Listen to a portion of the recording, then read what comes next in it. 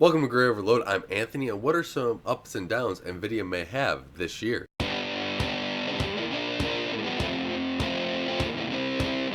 The year has started off quite fast. We've already had AMD at their CES press conference. Intel just had their earnings, but I really want to focus on Nvidia here today. And Nvidia, I believe, is in a spot where they want to basically get out ahead of Intel in their GPU side. I think that on what I see overall is that they are not really too concerned about AMD right now. They know AMD is probably going to come back to the high end. Heck, AMD has even said they were going to get back in the high end. But right now, Nvidia has not been touched by AMD, so they know they're going to release something, but they really want to make sure that Intel doesn't get a foothold into the graphics sector, because if they do, it could be a much bigger uphill battle for them to stay on top. And I believe Nvidia still wants to stay on top. Jensen has just that personality and everything else, that he wants to make sure that he's the best, and he's coming full force with it. They came out with ray tracing before everybody else. Kind of, I would even say too early. I think that's gonna be one of their stumbling blocks, is ray tracing and getting everybody onto a ray tracing platform that's going to be well used and be able to be very capable. But in saying that, I think that the new 3000 series is going to be something where they're putting and I could see them with this 3000 series getting it out in the first half of the year. And depending upon when Intel comes up with theirs, they're going to maybe even set it up just in a way that if Intel were to release something, they're going to release something else so that they stay on top and in the cycle. And that doesn't mean like they would release another top end card, but you can fully see that they release something here in the first half, Intel releases in the second half, or even early next year, and then there's that super card that comes out, that TI version, that next version that comes out of these cards. I don't see Nvidia having the need to release 30 different variants of these next 3000 series GPU. What I would do if I were them, and what I see them doing is, for the GPU side, is doing like maybe even a 3050, a 3060, a 3070, and a 3080, and maybe a Titan, and just leave those out there and see where it goes. I think that they're going to be able to compete with AMD on this side. AMD has some nice cards. They got some price points, but I think what's going to happen is Nvidia wants to be more competitive at where AMD came in. We already saw the 2060, what is it, KO or something that EVGA is coming out with, priced at $299, kind of infringing, getting a little head start in that 5600 XT and the 5700. And Nvidia already did a BIOS update to the 5600 that you can go out and grab, that kind of boosted up to get even closer to a 5700 and performance. So they're trying to stave off Nvidia, as well as keeping it at that the 5600 XT at that $279 price point, if I recall correctly. So get ready to maybe have a little bit more games in that mid low range cards, where they, personally, I would like to see them lower. I think competition does that, but I also think that Nvidia wants to get in a predicament where they, have the high end, but they also have a good, stable area at the low end that people are able to recognize, so that they can kind of stave off Intel. To me, the way I look at it is Nvidia, has a respectable competition kind of with AMD in some sorts, except for this pricing aspect, where they kind of respect each other. But the Nvidia Intel relationship seems to be really, really, butting heads. One, I think Intel wants to get them out of all mobile, and two, Nvidia wants to make sure that they are relevant in there. I mean, look on the mobile side, I'm going to see what is the MX 300 or something, or 350 that's coming out, and that looks like a very impressive chip to even go after. I know Moore's Law is not dead did a review of the MX 250, 200, and that was a very capable for on-the-go GPU of just doing your light gaming when you're not away from your desktop. So if Nvidia can hit that sweet spot, stay within a good thermal profile, and pair it even with maybe this Ryzen 4000 series, if that's an option, I think that maybe for the Ryzen 4000 low powered stuff, that might be a good area too for Nvidia to look at to kind of push forward and keep Intel out of more of the space so that they can take a bigger slice of the pie of the mobile GPU market, right? Intel has these integrated GPUs, and you can kind of see, especially with Raja Koduri at Intel, that they want to have a stronger foothold in it. So that's where I kind of see a lot of Nvidia from the graphics side, especially in gaming, going. You know, they want that 3000 series out there. That will be on 7 nanometer, unless something, unless there's some licensing. But my belief is that they will be on 7 nanometer. Um, for the server market, they are going to keep pushing their, you know, high-end graphics cards. There's been, you know, rumors about this. There could be 30 gigabytes or whatever, a big amount, 20 gigabytes maybe, something out there of a lot more RAM on graphics cards. I think that that might be a more, you know, workstation server side stuff that they're looking at for that size of. I think workstation for that size of graphics card.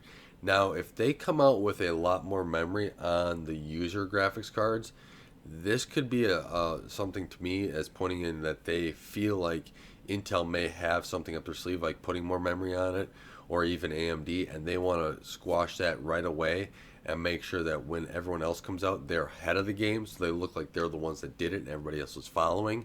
That's kind of my perspective if they come out with the gaming graphics cards like that.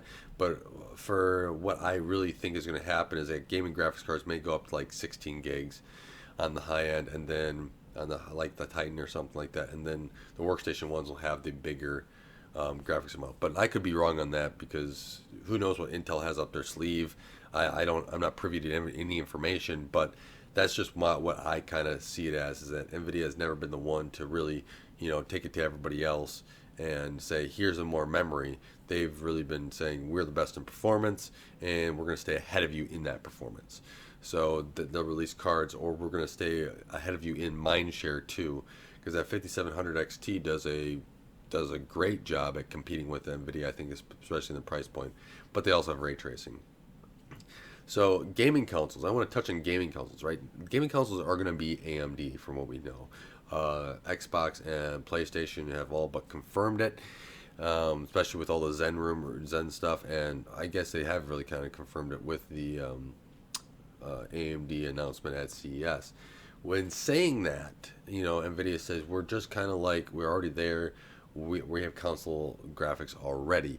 Well, I think I think we're not going to see the console graphics kind of take another step. It depends upon what they said. The console said they're going to have ray tracing.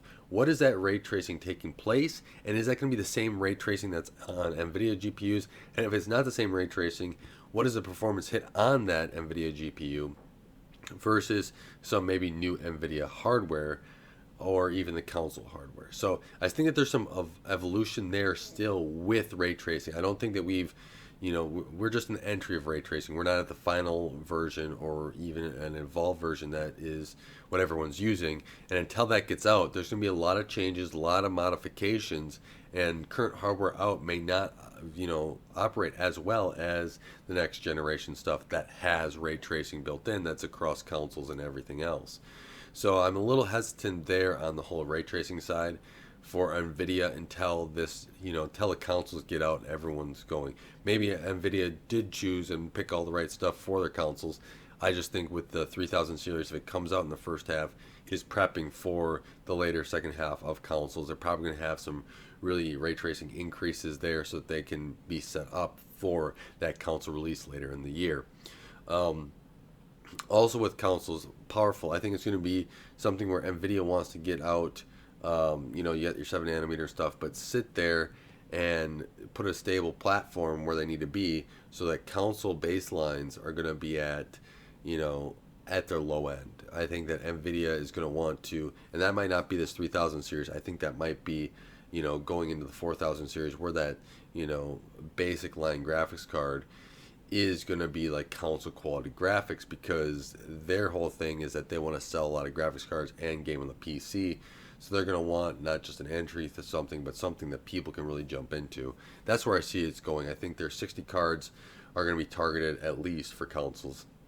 I say they might want to even go 50, because I think I'm also thinking about this whole Intel side of things where they don't want Intel to get a foot in that door, in that GPU door. They want to close them out, and they want to make sure that they keep Intel out as much of their market as possible, because they've seen what Intel, excuse me, they've seen what Intel can do with AMD and their spending, right?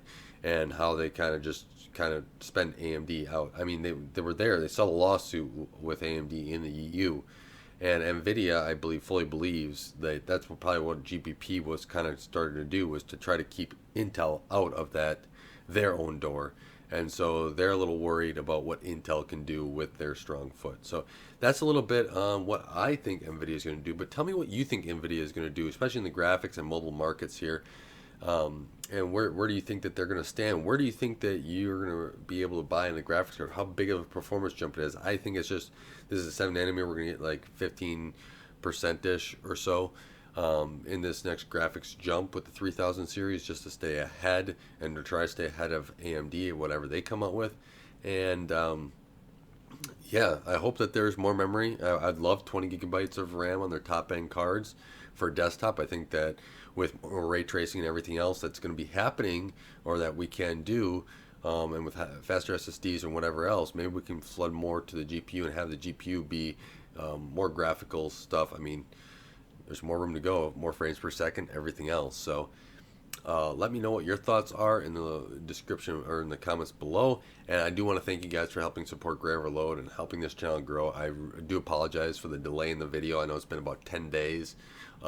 We had a incident here where the baby had to go back to the hospital, and so she's over the viruses and everything else. But hopefully soon she's back home again, so I can actually have a schedule where I can actually cut a video instead of going back and forth to the hospital and take teaming with my wife, where the kids are here and the baby in the hospital. So thank you guys for their patience and all your support. I really appreciate it, because it has been difficult in getting everything situated. But I do want to know what your comments are below, and what do you think will happen. So until next time, God bless, and don't forget to like, share, and subscribe.